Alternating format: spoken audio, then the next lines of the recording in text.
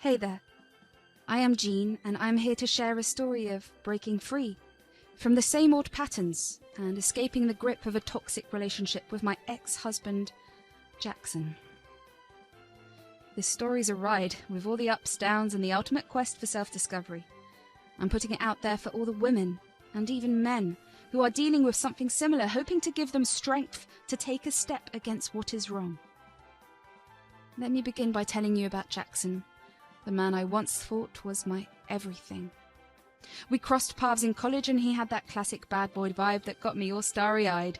Little did I know that underneath that magnetic exterior was a world of crazy. After we got our diplomas, he proposed to me and I said yes. If I could go back in time to save myself from making a mistake, that is the moment I would like to go back to. Neither of us had a real job. We were barely scraping by on these crummy, low-paying gigs that could barely cover the rent for our shoebox-sized apartment. Back then, it felt like an adventure. But looking back, it was just a big red flag.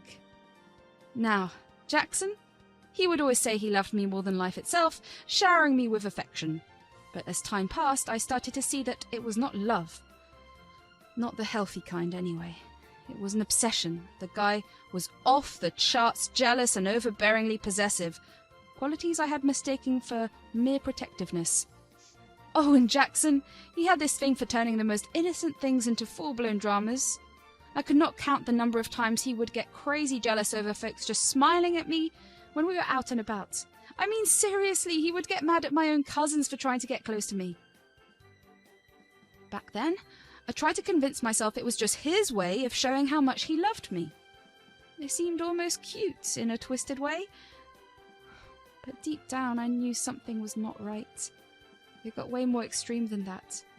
I remember the day he asked me to quit my job, and it was all because he did not like the guys I worked with.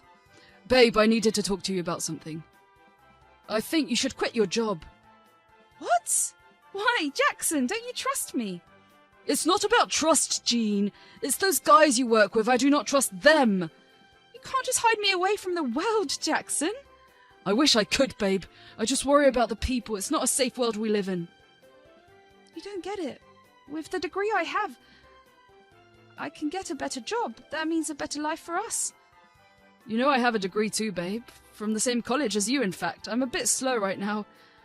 I promise one day I'll be able to provide you with everything you deserve. Jackson, it is not about what you can provide. I never doubted your ability. I need to work on my career too. You know how important it is to be independent these days. I just can't stand the thought of any guys getting close to you. It's totally your call now. It's either me or the job. I would choose you over a heartbeat. I could not believe I'd been such a fool to leave my job just because he asked me to. At first it seemed like he cared so much, taking care of our finances and everything. But it did not take long for me to realize that he was not just overprotective. He was controlling.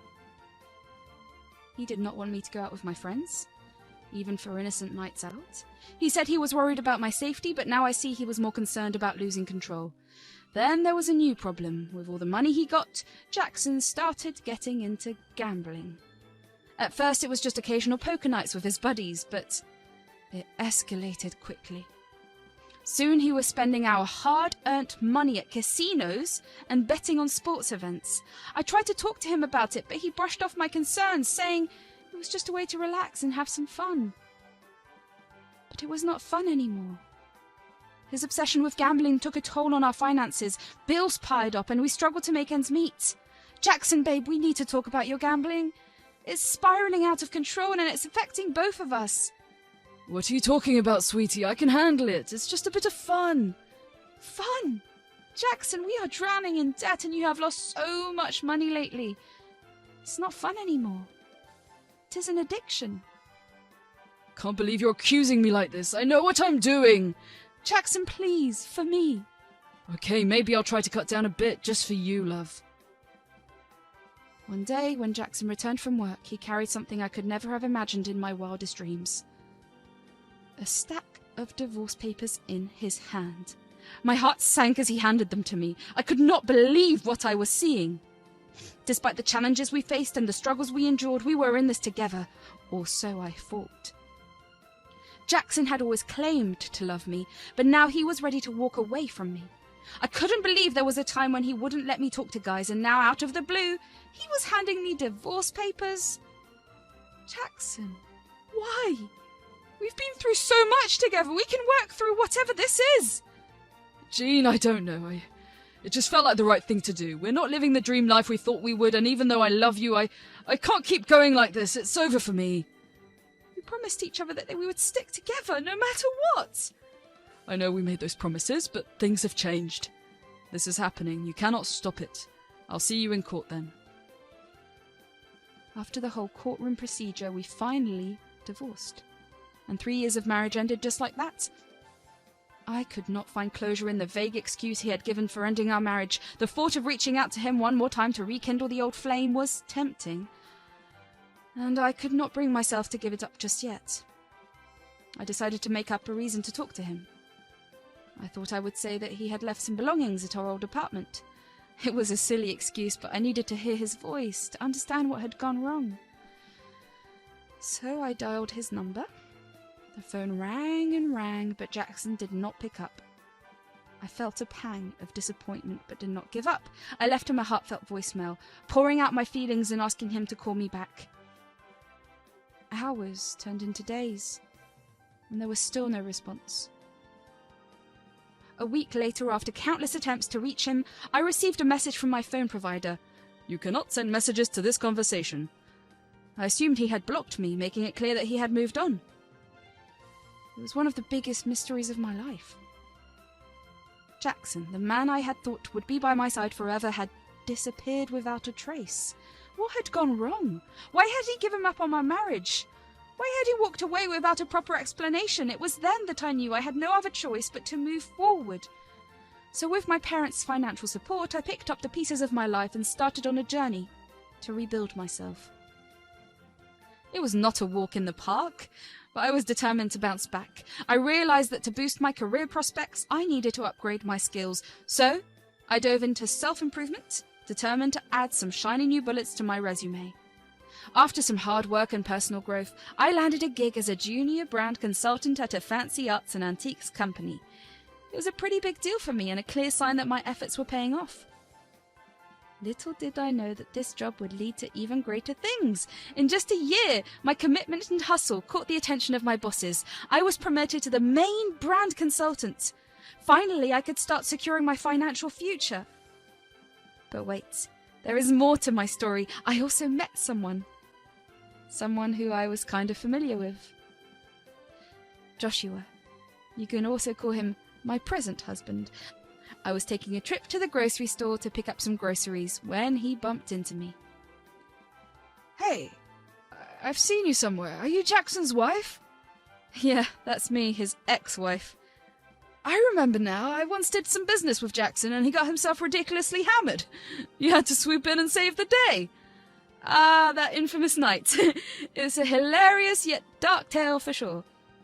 So what happened between the two of you, if you do not mind me asking? I don't know myself. It's a long story. Well, I can have your number and we can talk about it over coffee if you want. Sure, why not? Great, looking forward to hearing that story. Well, after that casual coffee date with Joshua, we got talking about the infamous night when Jackson was, well, Jackson. As I started sharing my side of the story, Joshua really listened. He was not just hearing me, he was genuinely listening.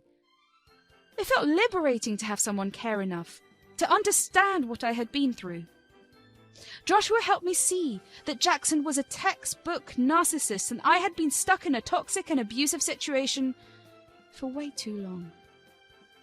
It was eye-opening. We kept meeting up and sometimes for a bite or just hanging out. Joshua treated me with respect, something I had almost forgotten. He patiently let me heal and grow, never pushing me to talk, but always there when I needed to vent.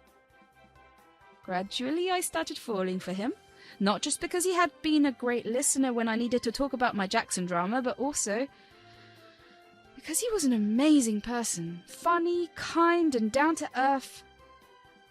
We had this connection that felt like it was meant to be. One day, as we were lounging in a park, he looked at me and said, "You deserve to be happy, Jean. You deserve someone who loves you for who you are." And that's when it hit me. He was talking about himself, too. So, after 2 blissful years of dating Joshua, he finally got down on one knee and asked me to marry him. You can imagine how over-the-moon happy I was. My parents were thrilled too, and it felt like the fresh start I had been waiting for. A man with stability, a fantastic personality, and a heart full of love. What more could a girl ask for? It was like the universe had aligned all my lucky stars in my favour. During those 2 years, everything was falling into place. I was excelling at work, living the dream life I had always dreamed of. Out of the blue, when I was riding high on this cloud of happiness, something came along to shake things up. It was one of those moments when you realise that life is not a straight line. It was the day after my wedding, and I was on cloud 9. I had just become a married woman, and it was my first day back at work as Mrs. Jean Baker. I noticed a cake on my desk.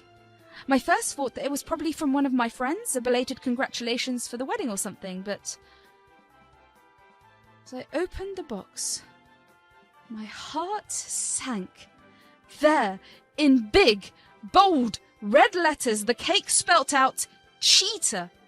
I quickly closed the box before anyone else could catch a glimpse of it, so there I was at my desk wondering who had played such a sick prank on me when my phone rang, with an unknown number flashing on the screen. "Hey there, Jean, it's me." "Jackson! Can't believe you're calling after all this time. Where have you been? This is unbelievable!" "Well, I figured it was time for a little catch-up. See how you're doing."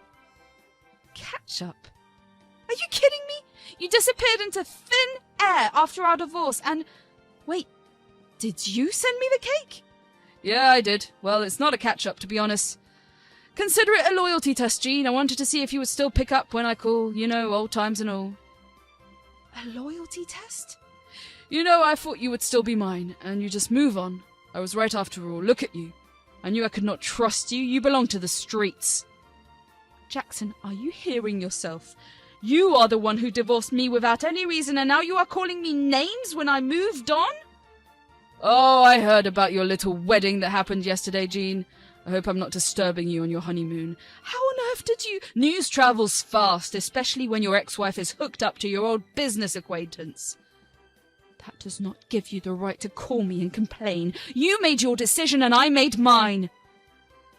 "Jean, you've always been a bit helpless, haven't you? I bet you could not pay your own bills. That's why you clung to that poor Joshua. I must say he has grown a pair too." "Can't we just move past this?" "Just check your message. I just sent you a picture." I could not believe it. Jackson sent me a picture of his laptop screen. Displayed boldly on it was his bank account balance, showing a total of $300,000. Where did all this money come from? "Gambling, among other things. Turns out you were the one holding me back all along. You did not stay loyal, did you? Remarried an old friend, eh? You always were a bit of a loser, and you were not doing so well financially, I assume. That's why you married Joshua, right? Some things never change. You will always be the same, Jean, forever struggling and needing help. Well, have fun staying poor." "You know what, Jackson? I don't need this. Don't you ever try to contact me again. You are just history to me now. Bye." Be careful choosing your words, Jean. I slammed the phone down on Jackson. What was he even going on about? A loyalty test? It felt like he had been treating my life as some sort of a joke for the past 3 years. It was becoming increasingly clear that he had always been a narcissist, but it had taken me this long to see it.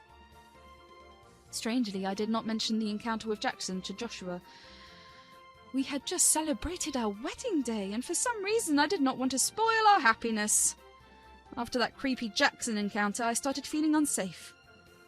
It seemed like he might want to harm me, but I kept it to myself and eventually pushed it aside, hoping it would fade away.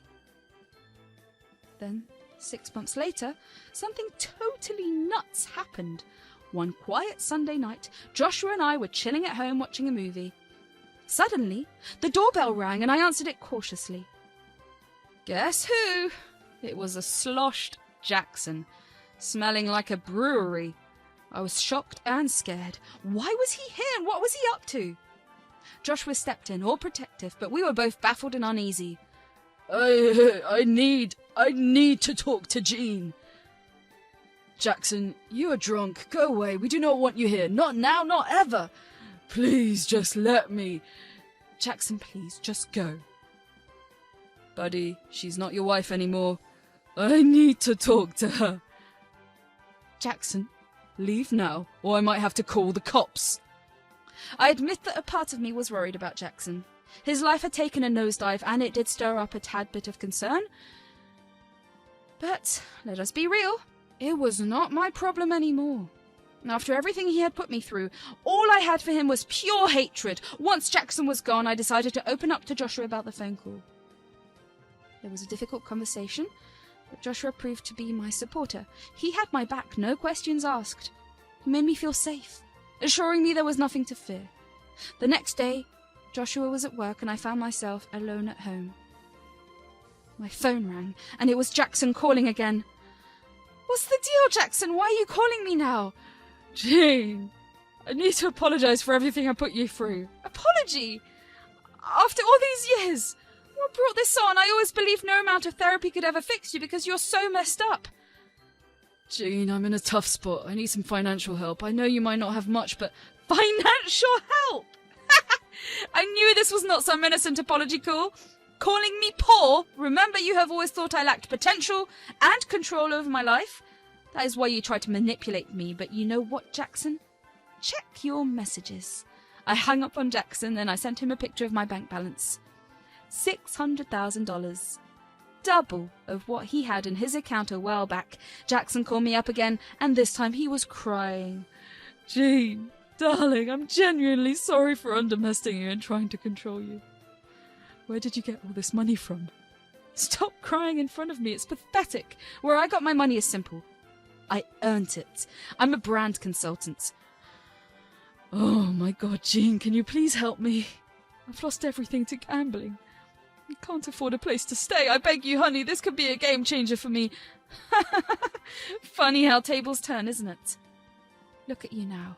Almost homeless, with a gambling addiction and a narcissistic personality. No family, no friends. Nothing. Meanwhile, here I am with a great job, a loving husband and a happy home. Who's the problematic one now, you toxic piece of trash? Jean, please.